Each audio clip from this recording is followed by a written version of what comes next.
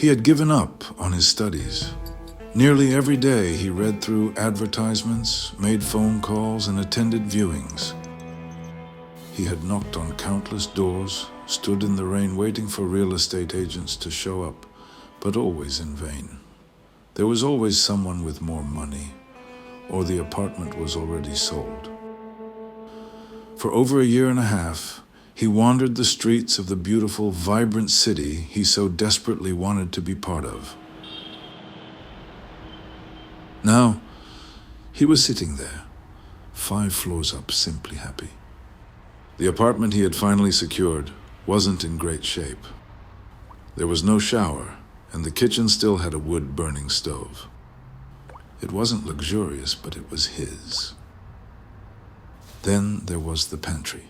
It was so deep. Narrow, yes, about 1 meter wide and 2 meters high. The door wasn't more than 60 centimeters across. But the depth. That summer, he was happy. He didn't feel the need to do much. Just being there was enough.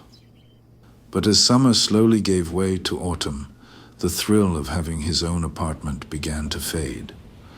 A creeping loneliness settled over him, wrapping itself around him like a cold shadow.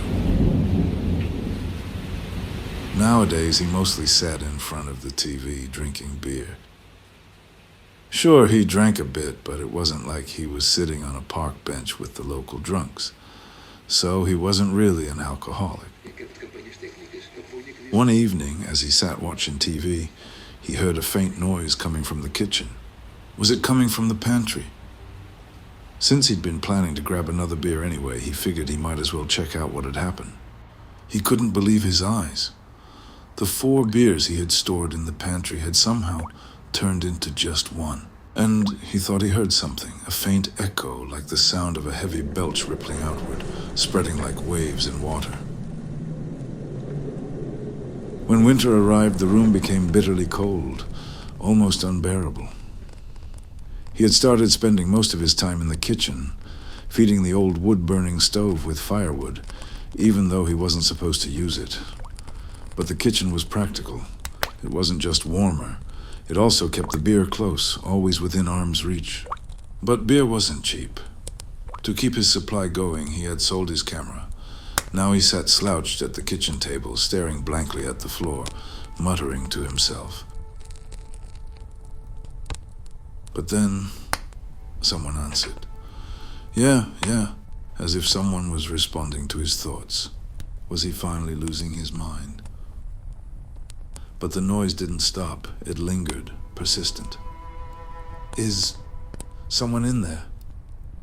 Yes, and I'm sick and tired of your constant whining. You're self-absorbed, and you drink way too much. I know what I'm doing, he snapped. You do you? The apartment stinks like garbage. And when was the last time you even took a shower? Fuck off, he screamed. He stumbled into the hallway and tugged at the bathroom door. He leaned over the sink and splashed water on his face. He wasn't an alcoholic. He was a photographer.